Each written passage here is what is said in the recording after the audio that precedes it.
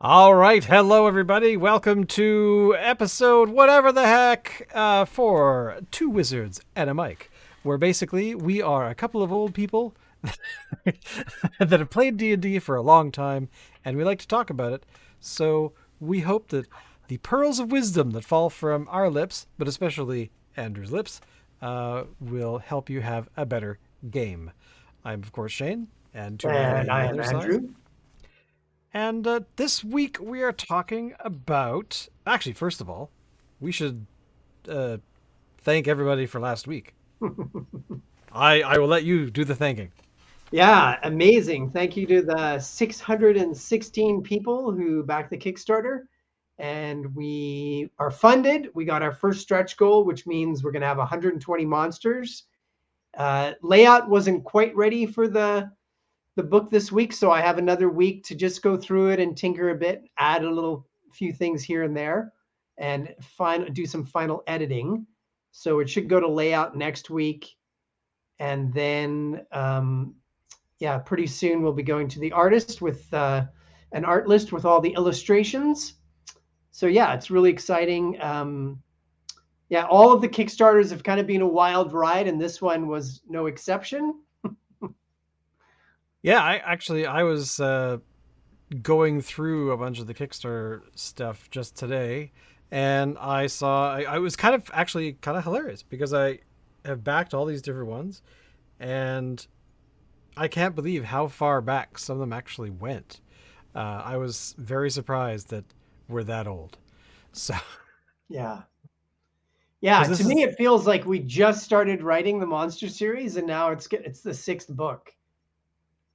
well, exactly. I mean, it's Yeah. just gone by like that, and And you I have think this it's about legacy now of stuff. well, it's about probably, I mean, we're in total we're probably near 50, somewhere between 40 to 50 books in total too. Oh, and about 7.5 years. Oh wow! So yeah. And now you're doing what Marvel does, or what Disney does. You're rebooting some of your old books. You're going to bring them into the something. I don't know. I was trying to give it some excitement, but then I said Disney, and then I got sad. Um, so so this week we are talking about we're talking about stuff. We're talking about tables, details like things and dice where if you roll dice, stuff happens and the adventure changes potentially for the better or for the worse. Although as a DM, it doesn't matter. It's fun all the way. So do you want to start us off for what should we look at first? Sure. So we're looking at tables in general, and usually they're random, but they don't necessarily have to be. It was a big part of the original part of D&D, original game, but it is still a big part of the game, and they can be really useful. That's why they were part of the game. So in general, there's two different types. There's random encounter tables, which is what most people think about when they hear somebody say random tables. So these are lists of creatures that you could encounter. You can choose when to use them. You can you can decide like every 10 minutes I'm going to use this, or maybe there's a percent chance that the characters could run into a random monster. It's an opportunity really too for improv for the DM. You still have creatures that would make sense to be in that location, but when you're rolling randomly, the DM doesn't know for sure which is going to come up. And I love that part of the game myself. And then you have to figure out how to make this fit into the current situation. And it helps make the world feel real, unpredictable. I call it like the Lucas kind of element when George Lucas adds in these little pieces in Star Wars and Indiana Jones. Um, I'm actually just going to rewatch American Graffiti, which was his first movie, Oh wow. his first big movie. I think he did THX might have been before that. Anyway, I'm going to rewatch it because it is a masterpiece, and I think he has those elements as well in American Graffiti. These these random little pieces that make the world feel like it's real and like there's other things going on, right? So Well, that's the exactly. one general kind of tables. You're talking about encounter tables. The other kind of tables that you could roll are ones that you could use to world build when the dungeon master is planning the session or creating their world, or you can use them in gameplay that help the gameplay. And there's tons of examples of those. And now we're going to go through a bunch of different books from first edition and fifth edition and our books and look at which tables are useful and which are not. Which ones are awesome and which ones are not great. All Yeah. right, so the first book we're going to look at today, well, actually, is yours. Oh, okay. This is the right one. This is what you want to see, We can do that first. Sure. or Yeah. we could do a different one. No, that's fine. So that's the reason we wrote this Between Dungeons Handbook a few years ago. This book is filled with useful tables that you can use in game or for world building. And if we skip past, okay, so now we get to there's travel section. We can move past that. These are all basic rules about travel. Same here. You can look at different kinds of vehicles and horses you could use. So we'll keep moving past. Okay, so now here are some events tables. So these are a little bit different than encounters because there's a bit more going on. For example, I'll just roll here myself. A couple of d10s for a percentage roll. 68. So on that first table, guards arrest a peasant. So right away, these are things you can add in. So the party's wandering down the road and they see this peasant get arrested. Maybe the guards get out of hand and they're very rough for no reason. And then the party has to decide, should we intervene here? I'll do one more on that table. 7, an angry dragonborn shouts at the PCs. So there's there's an opportunity for some interesting. So there's a lot of options here for events that could happen in the game. So we'll just move through there. There's quite a few of these in this book. I Yeah, and love then we some of get the to if you just go up. carousing. That's the table I was looking for. The Yeah, carousing so table. I use this one a lot. What I do is if the players are visiting a tavern and they're drinking and they drink a little bit more than normal, I have them roll a con save. And then if they fail it, then I roll on this table. I'm just going to roll here 14. Win 50 gold pieces gambling. I'm going to roll another one here 82. 82. You Oh, lose a weapon. So you get a chance to come up with this crazy story that the character wandered off later that night and ended up losing their favorite sword and they can't remember where it is or what happened. So you can even use that as like a quest now of like how are they going to find this sword? this one actually, as a player, I mean, you and I a little while ago touched on the tables for wandering monsters when we were talking about, how to have a better sort of dungeon crawling experience. Mm-hmm. But as a player, I've had so many times where we have had that conversation of, okay, so you guys want to hang out in town? You want to stay? You're going to go straight to bed. What are you going to do? And then we're like, oh, we're going to go gambling or whatever it might be. And then of course you bring out these sorts of tables, and you even had the festivals table in play because I remember we've had a harvest festival, a children's festival, and I think a sun god festival down at the bottom there. Yeah. So that's actually kind of funny that I'm seeing these words now. And I'm like, oh yeah, actually, in that adventure, I don't remember where we were, but that's the thing. I remember we had that. So there's all these kinds of elements that, as a player, it kind of just gets your juices going, and you're like, oh my god, this is amazing. So I just Yeah, like and that. one reason we made this too is this is a really useful book between locations, like between settlements or between the dungeon and the settlement. So there's one table just above us there too for landmarks. So the party leaves the dungeon and then you can roll on the landmark table right away. You have a location that's nearby. Then you have carousing, you've got festivals, and then the next set of tables are all for NPCs. and they're a little bit different because it gives you just a little bit of a, just a little bit of a personality of an NPC they might run into. And then we give I some like stats. handsome gnome, of Yeah, course. that's very rare, but very, very rare.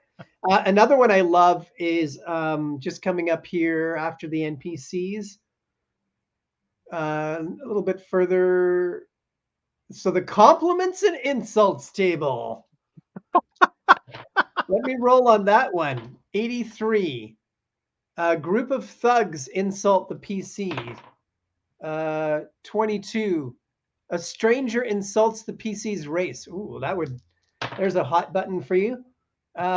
72. The impressed 70. guards congratulate the player characters. Oh my lord, that is awesome. Yeah. Now that's a sword.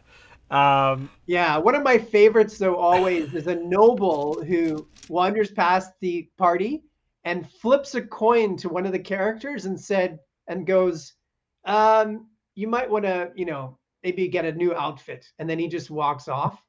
I Yeah. mean, that's what, and the thing I like about this table too is that you've got some quotes. Look who let the guards let, or look who the guards let in, or Yeah. you call that a sword, or you're an adventurer. But Yeah. then you also have more general ones about a child insults PC's family. So you've got these elements where you could be a little more specific. Or Yeah. you could be like, okay, well, actually, the action might be going on over there. The players might want to get involved, or that kind of thing. I like it. Yeah. Drunken noble yells at player character. Are you a monster? Yeah. And are all these tables? Yeah, all these tables are based are out of 100, right? Yeah, Yeah. yeah. These are all Cool. percentage rolls. Yeah. Nice. There's another one for road encounters. So it's really built for, going between locations. Then there's a whole section where we have stores, every kind of store you can imagine. And we have all the items and all the staff and a little story about it. And then at the back, there's tables for, or charts really of inns and taverns, and then a menu as well. So I find it really useful. I have this book at the table every single session, just in case I want to add something. And Exactly. it's And I wanted to actually point this out too, where you have players or NPCs like this, where it's like you have not just staff, you don't yeah, have like families, you're not encountering, but there's always these characters, these one character you're like, that character could change the direction of an entire adventure. yeah, Ah. exactly. Yeah. By the way, there's a night hag working at this table secretly named But Donna. yeah, I mean, and this kind of stuff, I mean, and this is the thing with a lot of there are DMs that are really great at improv. There are DMs that are not so good at it because they're or even not necessarily they're not great at it, but they're just learning. That they are Mhm. players who have decided to make that leap to be like, oh, I could totally run a game. And but then of course you get to that point where it's like, oh god, what have I signed myself up for? 4 people are going to be expecting me to do something amazing on Friday night. What have I done? Mhm. But then they can have a book like this. They can be like, you know what? It's all good. Here, tell you Mhm. what. You need a location. All right, you probably only need 1 or 2, but here's a couple. Choose from these, and your night is okay. Uh, and I like that. I think that resource books are. I find that people get more excited about adventure books. And sure, the adventures will have tables of their own, Mhm. but these ones, I don't know. You could use them anywhere. They're more generic Yeah, and you could and use this your whole life. Where an adventure book, you might use it once or twice, right? gemstone stores. Ooh, I like that. Yeah, Lucy's diamonds. yeah, yeah. This is when I started to add like little backstories and Easter eggs. Were these kind of books? So if you look through carefully, there's a lot of yeah, there's a lot of inside jokes and pop culture references and things. Yeah, Also known as tall tales, terrible performers. Their modest fame convinces them otherwise. I don't want to spoil these. yeah, I'm going to keep going a little. Just very very quick little taste, everyone. Uh, the link to where you can buy this book will be down in the description. Um, any other particular ones in your book that you want to touch on? No, that's it for tables. It finishes off Mhm. there with some lists of inns and taverns and a menu for a tavern. Now, I just found this. I had to dig deep into my PDF collection. PDF collection Yeah. for all the books that are I wish I had bought when I was a kid, Right, right. and you can't buy them anymore. But you asked about the Wilderness Survival Guide. What is in this book that you really where did you get that? Did you? All right. I used to have this back in the days, so I found a copy on eBay. So this one I is haven't looked at eBay in a while. they put out two pretty useful books, Dungeoneer Survival Guide and Wilderness one for first edition. So they could have been better organized, but there are still some gems in there. For the Wilderness Guide, one of the useful ones I like on page 47, they have a whole bunch of information about flying mounts, including dragons and rocks and eagles. And they give you how much they can carry, how fast they move, that kind of thing. Pegasi, and I love mounts for characters, whether they're flying or not. Hey, what page are these on? That's Oh page yeah, here we go. 47. Mounts and Pizza 47. Yeah. All right, bouncing ahead. Oh, I totally want a copy of this book now. All right. Yeah, there's some pretty And useful things in here. Um, then there's also on page 50, there's a whole section on food and water. So they talk about how much you can tolerate surviving without food and water on the bottom there on the left. And then there's a section after that on the next few pages of gathering food, hunting for food, all these things which you could do. There's chance of finding water on page 59. Then page 61, a whole section on camping and campfires, getting good sleep and versus bad sleep. And then there's also page 69, a whole section on medicine and first aid. So looking at the availability of medicinal plants. And yeah, and then at the very back, they compile a whole bunch of the tables around page 120. And there's tables for weather effects, temperature damage to characters, how fast, how much vehicles are slowed down with bad weather, and so I find it quite useful, and I use it here and there. now this book is AD&D. This is back in the day. Yeah, Uh, Advanced Dungeons and Dragons, when first edition. have any of these tables or any of these resources made it forward into more modern books or Well, I know nothing about second edition to fourth edition. well, I I'm strictly speaking about 5th edition like Yeah, I that don't think I've seen anything in the official books like this. okay. Which is one of the reasons in our wilderness book we added a few tables similar to this. Right. Yeah. I just am very excited about this because I know that I flipped through this book back in the day, but I've never owned a copy of it. Hmm. And I really wish I could because every so often, I mean, I got a copy of Fiends and the Fiend Folio, and that took a bit of doing to get. Because there were people that were like, I will take $500. Then like, Yeah. I don't have that, and I don't Yeah. wish to pay that much. Uh, but yeah, I mean, this is its own industry in itself.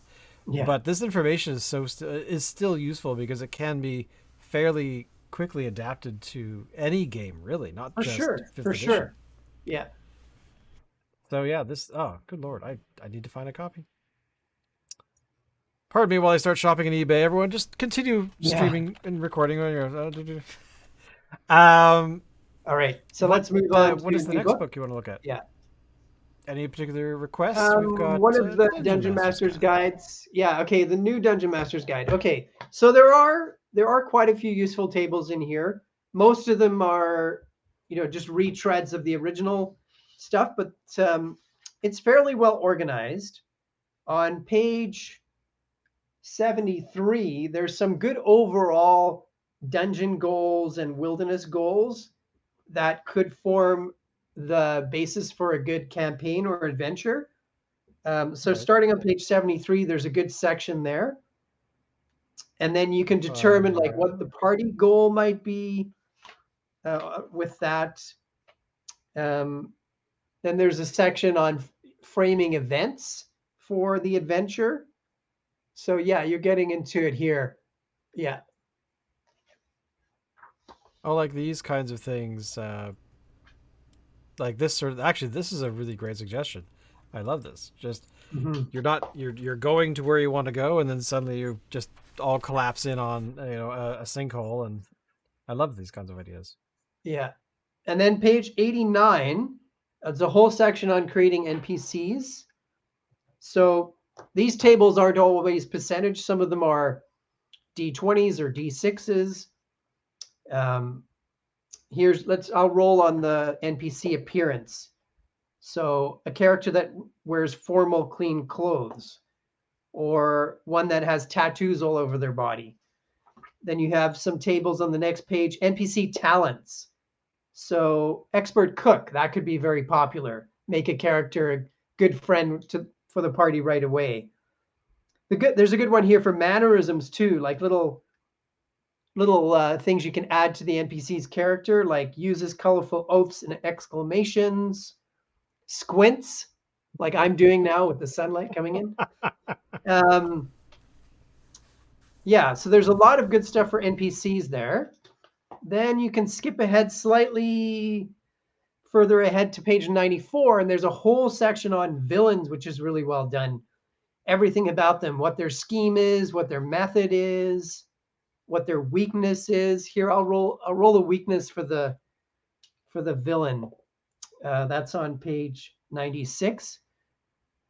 Special weapon deals extra damage when used against them.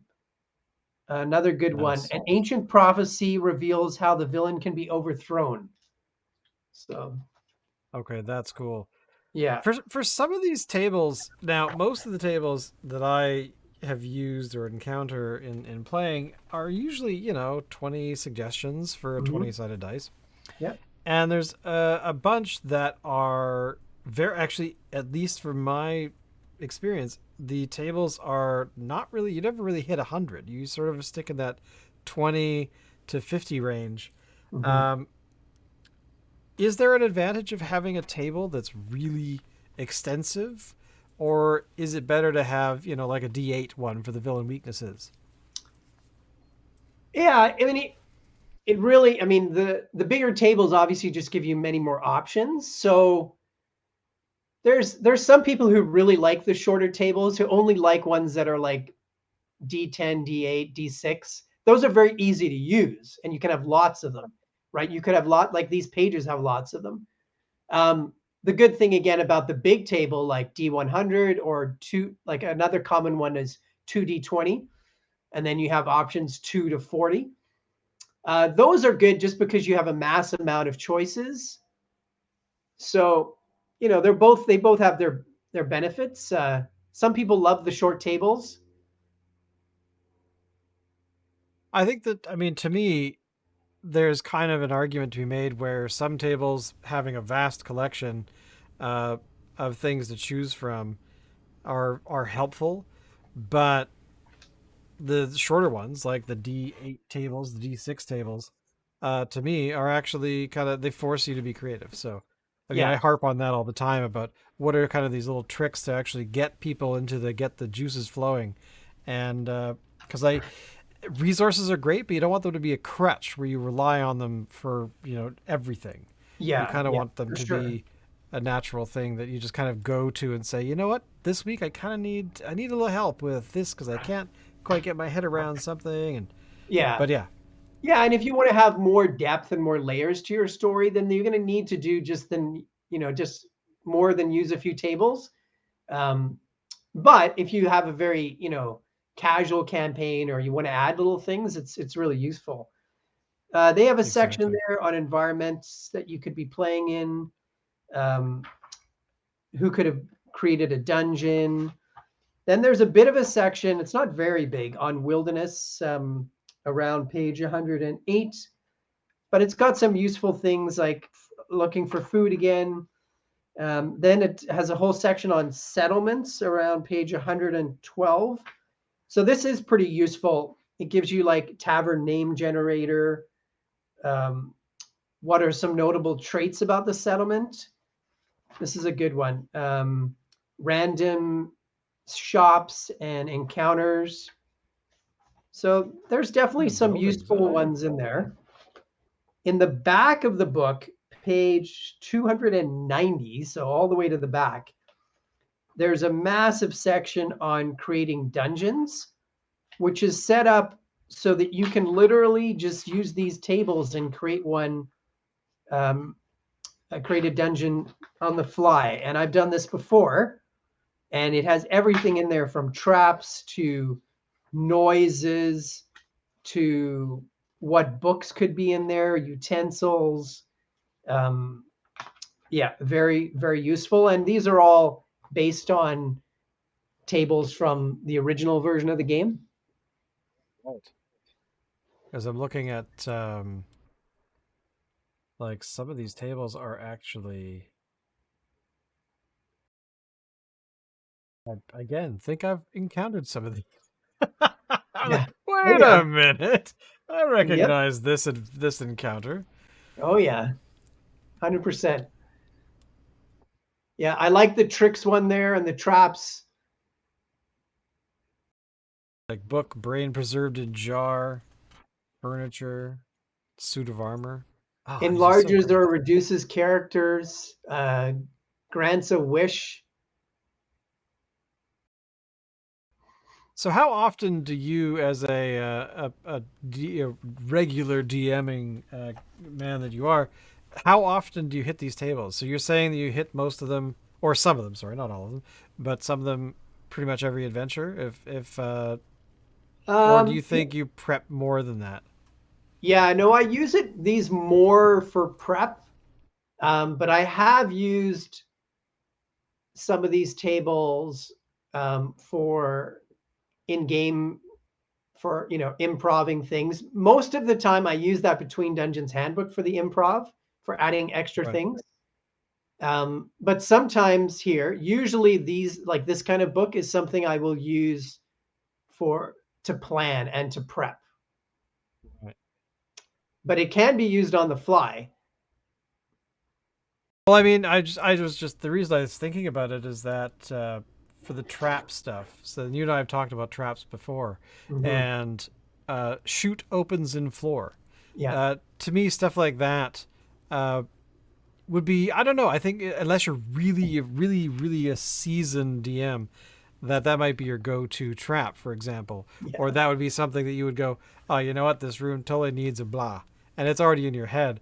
Mhm. But being able to actually have these kinds of tables gives you that flexibility to prep or to focus on the stuff that you really want to focus on and make a note to say, okay, and then if they get to this point, go to table X, and that kind of idea. At least that's how Mhm. I would do it. Maybe if I Mhm. was feeling a little rushed, Mhm. but because prepping takes a long time, and you just sometimes you need tricks to kind of get through it to not have the same thing happening all the time.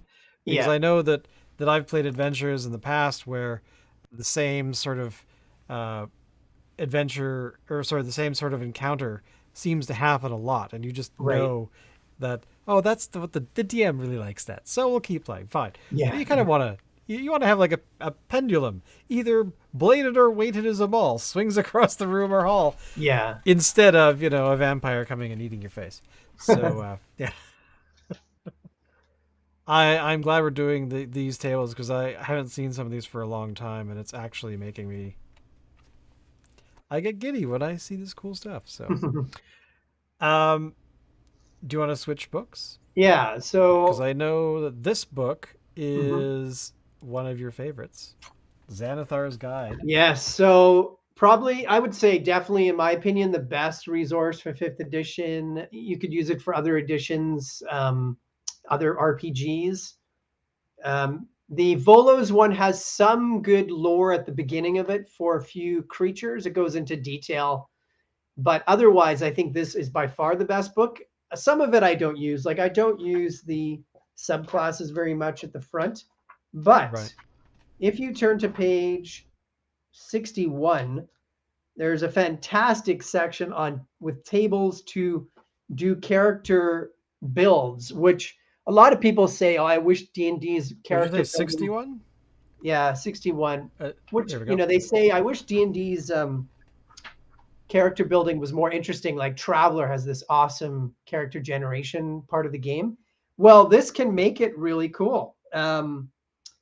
Right away, you're rolling for parents, then your birthplace. So I'll roll here for birthplace. It's a percentage table, 46. So, oh, great. 1 to 50 is a home. So we'll choose something a little higher. I was born in a tavern or inn. And then we go to number of siblings. Let's see. Okay, I have 3 siblings. So what was the rest of the family like? A single mother or stepmother. And then the family lifestyle on a D20, it looks like. Oh, no, actually, this table is 3D6. That's interesting. So 11, they had a modest lifestyle, but they could be aristocratic or they could be wretched, which is below poor and squalid. Okay? Wretched. I cannot believe that there is such a this kind of judgment in this kind of book. Like, I cannot believe that it's in here. Somebody's feelings might get hurt. Then there's a D100 table, percentage table for your home. And I rolled small house, but another option is no permanent residence. You moved around a lot. That's what I sort of had when I was growing up. So you have childhood memories, and then you look on your personal decision for your background, and they have some extra things. Then life events on page 69. So my life event was I had a supernatural experience. So then you roll on another table to see what that experience was.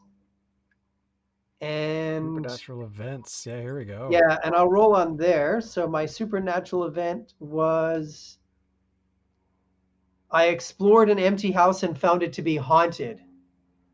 Oh, wow. Then there's adventures, crime you could be involved in, tragedies in your life, war, weird stuff. I got to roll on the weird stuff table. Page 72 just says weird stuff. What happened? 11. You were swallowed by a giant fish and spent a month inside before you escaped. Or a you were enslaved by a hag and lived with that creature for how many years? For 2 years. Oh, wow. Or you were turned into a toad and remained in that form for 4 weeks. I love this. Then occupation. Let's roll for occupation. I could just roll on these tables all night if you want. Oh, by all Occupation. means. These are amazing. Merchant. That's boring. Come on. Next operation or occupation. Aristocrat. Yeah, so I think those are really, really cool. I would encourage all players to use those. Well, even here, me as a player, I mean, I using the player's guide, you're going through the character creation process Mm-hmm. and you're making choices.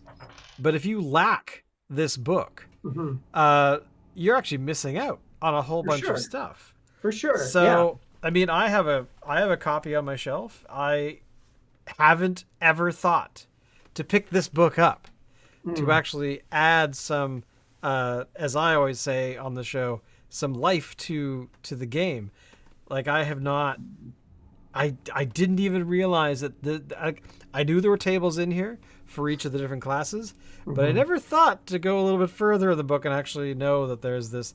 Hey, by the way, if you're creating a character, here are some other cool things you can do with it. So, which is kind of amazing that you have these that generally people have this kind of stuff where uh, you could read and read and read and read all kinds of stuff online. But to me, these kinds of things, you're going back to the well, to where it all started. And because I find online resources are really amazing, but a lot of them are built off of these kinds of books that already exist Yeah. and but never really talk about it. So going back to these kind to this book, uh, I mean, for me, the next character I create, I'm gonna go here. I'm gonna build the basic, and then I'm gonna say, all right, I want to know what kind of things can I do for this character to make Mhm. this character more alive and to make it more relatable or to make it more something. Uh, yeah, Yeah, and the thank book you for also that. has great encounter tables based on location, although they're missing some things, like they have no dungeon section, which is bizarre. And then at the very back, they have a massive section on names that we've talked about before. And you can roll Yes. on those too. They're set up as percentile tables. So there's a lot going on. I would highly recommend majority of that book. And we Yeah, talked because we also talked about, about some of these things. Yeah. yeah, we've talked about the skills and things that are in there as well. Skill options. Well, I'm learning something. And apparently, I don't read enough of my books that I have sitting on my shelf. But but hey, I haven't DM'd for a very long time, and I'm getting warmed up now, man. I'm getting warmed up. I'm ready. I'm almost ready. All right. Well, let's go back to the original Dungeon Master's Guide then. All right, heading back over here. Let's see that guy. We left off in the trap area of Oh, the not in Dungeon the Master's not Guide. fifth edition, first edition. Oh, you want to go back to? Oh, hang on, hang on. Let me grab that. Everyone, I want you to look at this book first. Just take a look at this art store. What store would you like to shop at? And this is one. Rambles On is a book that you would like to go to, and get your characters to play things up. Okay, so the Dungeon Master's Guide. Go.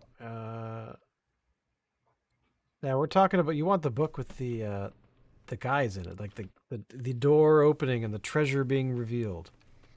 Yeah, that's one of the covers. Yeah. All right, so that is the one. That's the orange spine that I have a copy of actually in the other room. It's trashed. It's falling apart. But here we go. So here's the original Dungeon Master's Guide from back in the Mhm. day. I have the Dungeon Master's screen that features this particular artwork. Nice. So thank you, Easley, for creating that back in the day, Yeah. because it's emblazoned on my mind. What do you want All to right. show people in here? So the table section is mostly near the back, and a lot of it is what the fifth edition Dungeon Master's Guide has copied from. So if you go to page 169, that is the section of building a dungeon again by with tables, and that's where the 5e1 comes from. So it starts on 169, goes through a few pages. Then it gives you tables for random wilderness terrain. It gives you some monster encounter tables, magic item tables, um, and then you get into encounter tables, including on the ethereal plane, and then for all the different kinds of terrain. And then there's town encounters, which I love on page 191. There's a really good table there. So there's a Skip ahead. percentile table.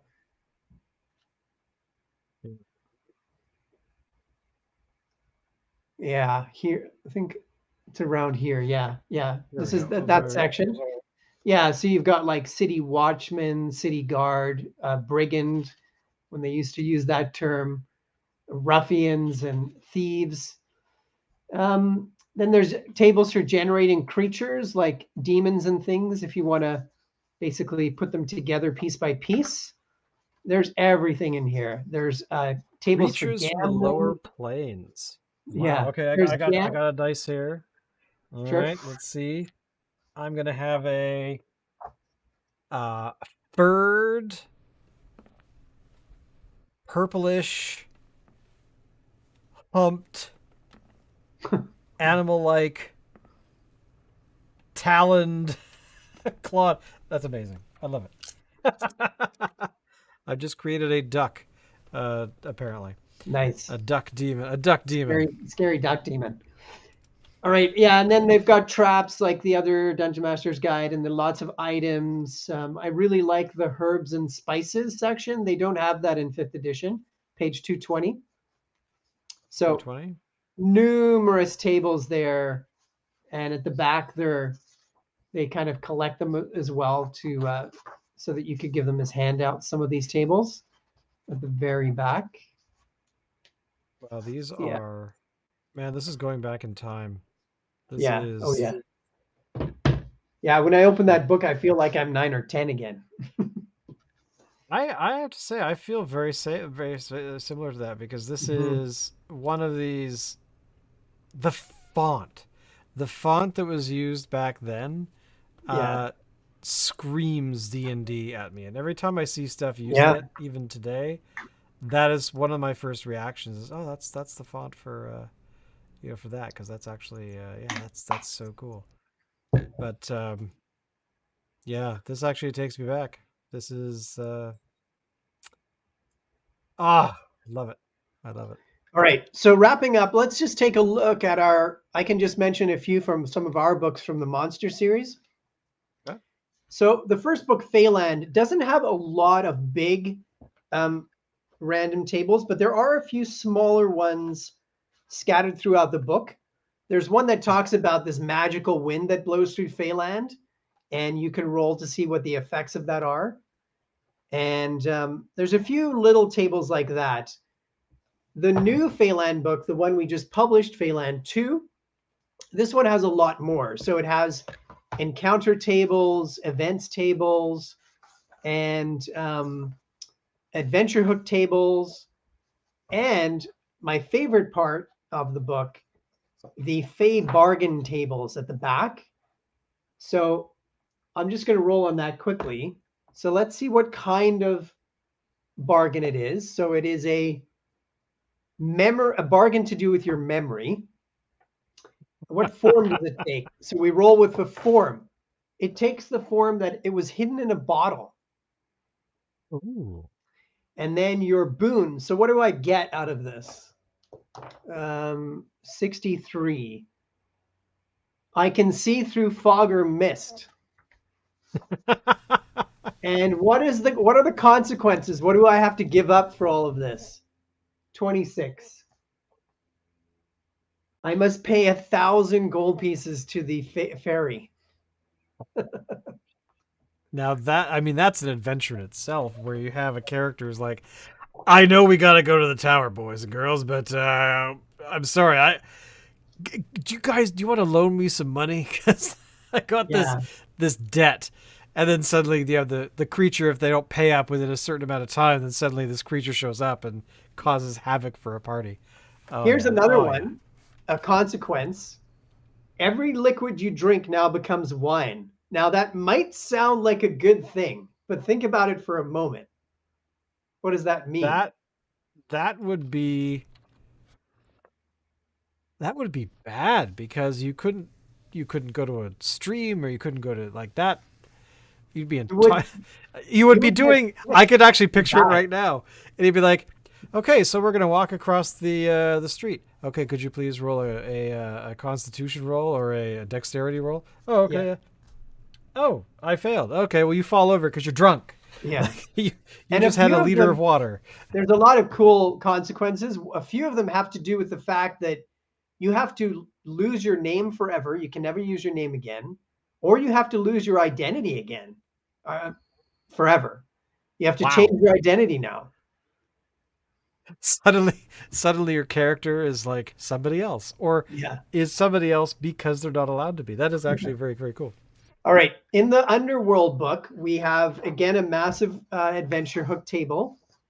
We also have encounter tables, and we have a few random effects tables of being in the Underdark, the Underworld, things to do with fungi, and yeah, there's a lot going on in here. There's also tables for locations that you could have that you could use for the adventure. So there's quite a bit in the Underworld book. The City book, tons of encounter tables, events tables, and there's also locations tables and there's not any random kind of yeah, there's not random events otherwise.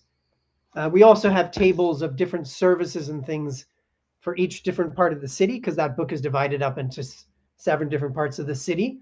In the Wilderness book, again, we have that adventure hook table, which is you have 39 adventure hooks, 39 quest ideas. It has encounter tables, locations tables, NPC tables, events tables, and it has a few small tables about adventuring the wilderness, like foraging for food. This one, this creature in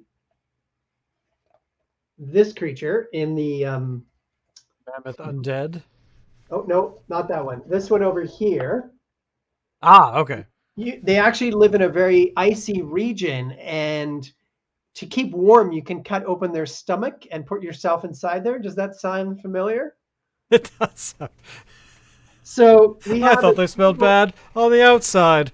we have a table there of what things you might find inside, which Oh, includes an iron dagger, a ring of protection, a set of bone dice. nice. So we've added a few of those sort of tables to add to your gameplay or add to give it a little bit of um, a bit more unpredictable elements to your game as well. Well, yeah, because you have. I mean, basically, we've covered tables of character creation, the world building, Mm-hmm. um, and now we're talking and encounters within said world, but then tables for a particular creature that could be encountered. Where, I mean, I've seen these tables before on different creatures here and there, uh, but yeah, I mean that to me is just I love it. I just want more. I want more of this randomness because uh, I, as a player, don't want to. I don't want to get stagnant. I don't want to get stale on how I play a character. I would like to have ways where I can make the character more interesting.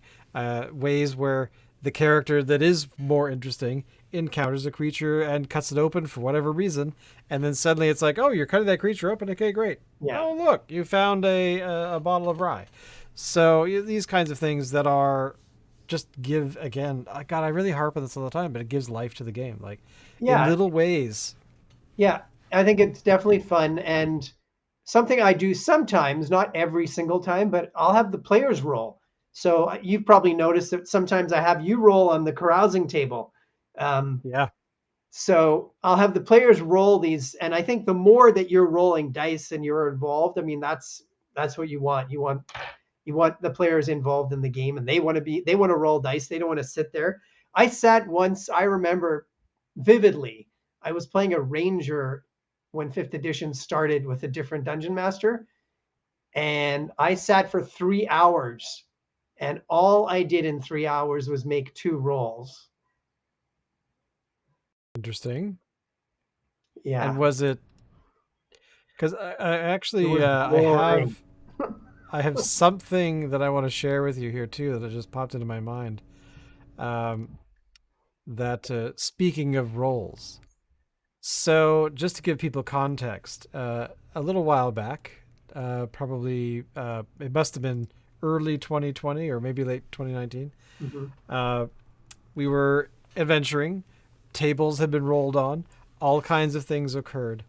But one thing that we could never have predicted, speaking of all of these things, all of this adventuring and rolling of dice. Uh, I rolled this for a character, and then right after that, another player did exactly the same thing on a death save. Yeah. And the yes no dice there is kind of one of Andrew's ways of making life a little more interesting when you're rolling anywhere. Mhm. And I got to say, the component I'm trying to illustrate here is these tables that we're talking about. Uh, I like the life of the game, but they create a memory and they create these memorable characters, these memorable encounters, these memorable events, like your character dying because no one could heal you, they couldn't get to you, and you just failed a bad dice roll.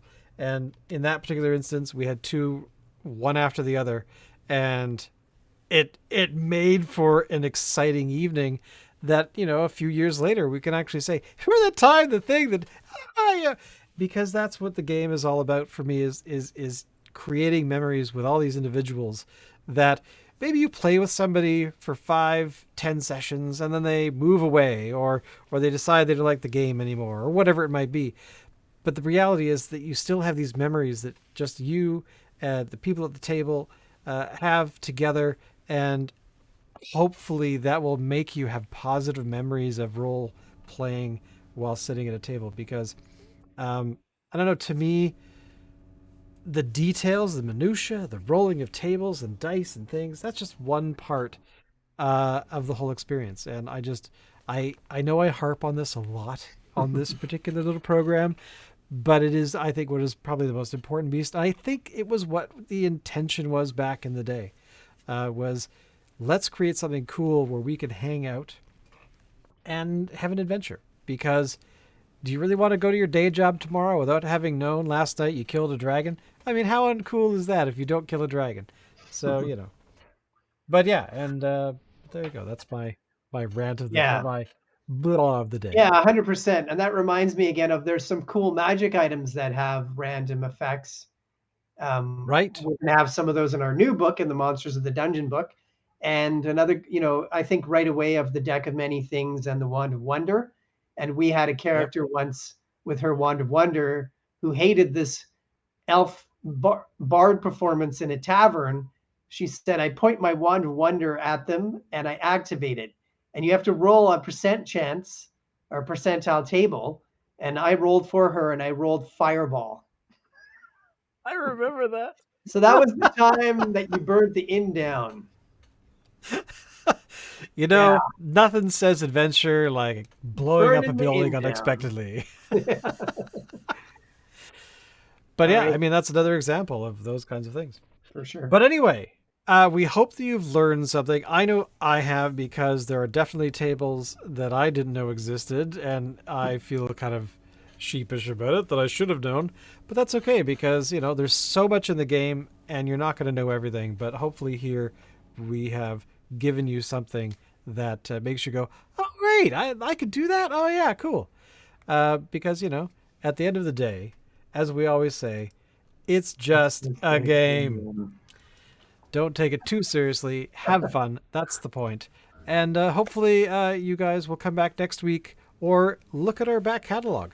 We've been doing this for just over a year now, and I hope that you will go back and look at other stuff that we've talked about. Any final words? The Kickstarter's done. You're just in the final stages of getting it out the door. Any final words about it? Yeah, just like I said, just doing the very final editing, and then I've started to build the backer kit now. So hopefully that'll be out by the end of next week, hopefully, and that will give people some more things they can add on. The people who've been in the Kickstarter, and there'll be then we'll talk. It won't be too long that people will be able to pre-order the Kickstarter who missed it. So that's what I'm looking at, and I'm also doing a vote, polling people to see what they want next. I won't necessarily, that's not a binding poll, but I'm asking people to see if they want our World of Mir book next or an adventure. And right now on social media, the vote is 38 votes for the mirror book and 19 books for the adventure book. So it's interesting. Well, I'm gonna have to do something with backer kit or pre, because Kickstarter. Kicked you off. Yeah, quick story. I pledged. I clicked the button. It said I had pledged. Everything was great. And then the Kickstarter ended, and it's like, hey, by the way, your payment thing doesn't work. And I'm like, what are you talking about? What do you mean? I backed 3 other things recently. What are you talking about? So, It happens. uh, Yeah. the internet. But anyway, we'll see you all next week. Thank you. All of the stuff will be down below. And also, we have the audio version, which you can check out. If you click on the audio version, you, of course, can leave us a message. I encourage you to do it. And then we might, answer your question while we're here. Who knows? If we build up a bunch of questions, we might have an FAQ episode or something. But thank you again for everybody. And we'll see you all next time. Bye. Later.